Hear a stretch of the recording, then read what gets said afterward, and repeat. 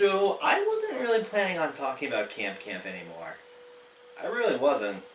The show kind of fell off my radar at the beginning of Season 3, and I felt like I had really said all I could on the matter. I mean, what else was there? The kids go to summer camp and wacky hijinks ensue. There's only so many ways you can beat that dead horse and still make it relevant, you know? But in the time since Season 3, I have gotten so many comments asking me to cover it that at this point, not talking about Season 3 almost feels like doing it a disservice. So, let's put back on our camp uniforms and camp ADM. It's time to dive back into the world of Camp. When the lights in the house crash down with the sound of respect and pride for ease. The story so far, I am embarked on a perilous quest to review just about every major property Rooster Teeth puts out come hell or high water, joined by a drunken Irish sidekick and plagued by an AI that wants to kill me. In my long, tireless journeys, I have come across a peculiar specimen known as Camp, an animated show that came out in 2016 and was an instant hit with its offensively hilarious sense of humor and its art style reminiscent of old Cartoon Network shows. While it had a near-perfect first season, it dipped in quality throughout the second season, but then slingshotted back around like Apollo 13 in the moon's orbit with the best episode of the series thus far. So with both bottom and top firmly established with Season 2, how does Season 3 compare? Well, what I've come to realize with my watch through is that the 3 seasons of Camp really do work as part of the 3-act structure. Season 1 of Camp, with the benefit of hindsight, set up several recurring plot threads that would set up the backbone of the overarching storyline. Season 2 expanded upon them, but at the time I was more thrown off by Camp suddenly caring about continuity than I was able to realize what they might be going for. The pivot from just being episodic randomness to tying together some kind of weird flowing narrative was incredibly jarring, especially given how much I praised the randomness in the Season 1 review. Season 3 serves as the finishing act to a lot of these story threads, or at the very least a fitting out from having to address them again while still leaving room for more if they so choose to. For example, Jasper's death has its answer at long last, and it felt like a satisfying conclusion to that mystery that was first set up at the end of Episode 5 of Season 1, and ignored in Episode 5 of Season 2. It's satisfying because not only does it solve the mystery, but also explains how the camp came to be what we know it today. It's a 1-2 punch of story revelations that both work for Jasper and the show overall. I've also only just now realized that Jasper only appears in the 5th episode of every season. Not sure why that is. Also not sure why it wouldn't be like the 6th episode of every season. You know, 666 and the like.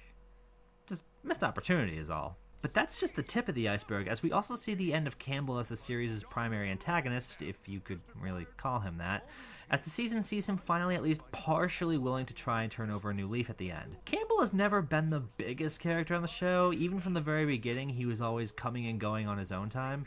But he has always had a looming presence on the show, so for him to not only get his comeuppance, but to learn from his mistakes and try to grow as a person afterwards, is a road I wasn't expecting him to go down. While a surprise, it is a welcome one, as it opens the characters up to new possibilities and possibly new relationship dynamics with the other characters. And the character's growth doesn't stop there. There's also a bit of character growth among the Flower Scouts, as they come to realize that boys and relationships are not all there is to life, and that they should learn to love and value themselves over cute boys. And if that's not a positive message to give to little girls, I don't know what is. Yes, it would seem with Season 3 that the new writers wanted to capitalize on the messages and character moments that made the Season 2 finale so great and push that even further. The season focuses a lot more on the kids recognizing right lessons and the positive impact being together has had on their lives and on each other. In fact, it almost seems as if the kids are actually growing up more in this season. In all, Season 3 has this weirdly wholesome vibe that seems completely at odds with the show's entire vibe, but it works well. In fact, to be perfectly honest, Season 3's handling actually makes me appreciate Season 2 more than I did when I reviewed it. I mean, Season 2 is still at the bottom of the pecking order out of the 3 seasons, but Season 2 doesn't feel as adrift and empty as it did with hindsight as a factor. Of course, each season should be able to stand on its own, but as part of the overall story, Season 3 makes Season 2 function as a part of one narrative. I know, right? I'm the guy who was complaining all last season about their pivot to having a real story, and now here I am singing its praises because the season following that managed to do the exact same thing, but better. It's really kind of amazing how your perspective of things change when new information comes along. It's like how watching Volumes 3 and 4 of RWBY make you realize just how pointless Volume 2 was, only instead you realize how well Season 2 of Camp works in retrospect. On the other side of that spectrum, I guess if there's a complaint to be made about the writing this season, it's the detraction of what at one time was the whole selling point of the show. And that is that the jokes don't have the same punch that they used to. Oh, the show is still funny, and the adventures they get into are still highly amusing, but I don't know if I've just become desensitized to this crowd, or if the writers decided that maybe in this politically charged climate that they should back down for a little while. but I would be hard-pressed to find any moments that made me feel like they had crossed any line. Oh my god! Oh my god. Oh my Irene. I mean, it's... Okay, look, don't get me wrong. Shape of Water is a good movie. I liked it. Yeah, it's about a woman who bones a fish man so hard that she's singing "Oh Come All Ye Faithful" louder than a cat in heat. But there's a lot of really great messages in there, like just because something is different doesn't mean it's bad, and accepting yourself for who you really are. And above all else, fighting the inherent prejudice that resides in man. People aren't born prejudiced, they are taught it through the actions of our elders. And as we grow, we as people need to learn how to break those prejudices and see the world for what it actually is. Shape of Water provided a great message for that, by humanizing a literal monster through the eyes of a woman who already faces prejudice through her handicap, and both of them finding acceptance with each other. And this episode is none of those things. In fact, by the end of it, this parody is the complete opposite of everything that movie represented. And of course that was intentional, because it's Rooster Teeth, they are the kings of recognizing something's purpose and then hiking the ball in the complete opposite direction almost out of spite. A parody of something is supposed to be an exaggeration of the work it's making fun of, not dismissal outright of its messages. That's not to say this episode is bad, but it certainly didn't take away the right messages to heart. But really, I only included this point to the commenters because I feel like every Camp video needs that one point that everyone needs to argue about incessantly, and I'd rather it be this, so you're welcome. Anywho, back to the earlier point I was making. So yeah, although I do like the overall vibe of this volume, the catch-22 of the situation is that it took away Camp's uniqueness and turned it to just another camp-based cartoon that we've seen a lot of. Is it a deal breaker? Not necessarily.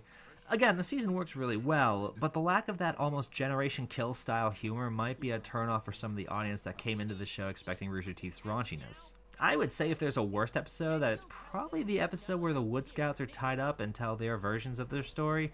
And even then, I wouldn't call the episode bad, it just doesn't jive well with the rest of the season. I'm not just sugarcoating it when I say this, but every episode has something enjoyable about it. Even that one episode written by the worst writer in all of RT. Yeah, brace yourself, bitch. Your day is coming. Overall, Camp Season 3 is just an enjoyable experience that manages to expand upon and offer resolution to a number of plot points set up across the series. It's not as edgy with its jokes anymore, but it's also not as mean and spiteful in its messages and character relationships anymore. And honestly, I think that's a fair trade. Season 2's finale saw these characters begin to grow up, and Season 3 continued to see that progression in their interactions with each other. With that all being said, I'm having a hard time figuring out where the show goes from here. Like, I know Season 4 is out already on the Rooster Teeth site, and there's an episode on YouTube that is really, really good, hands down the best acting work of Miles Luna's career. However, with Season 3 acting as a resolution to a lot of lingering threads, I'm struggling to think of how much longer the show can go on for. I suppose they can always come up with new storylines and character beats that can carry the show forward, but Camp is already starting to show its age far sooner than I had anticipated it would, and my fear is that it's going to be another red versus blue situation where it just keeps going out of obligation instead of making a good product, although without the legacy that put RVB on so high a pedestal. I guess it depends on how well they did Season 4 and what direction they went in with it, but it's kinda amazing how quickly Camp's shtick wore out. Like I said before, it's interesting how much your perspective of things change once new information comes along. Back in Season 1, I thought they could keep this going for a long time. Now I'm hoping they remember to put it to bed with as much dignity as possible before it starts getting jaundiced and limping around, and then I'll have to take it behind the shed and old yeller it.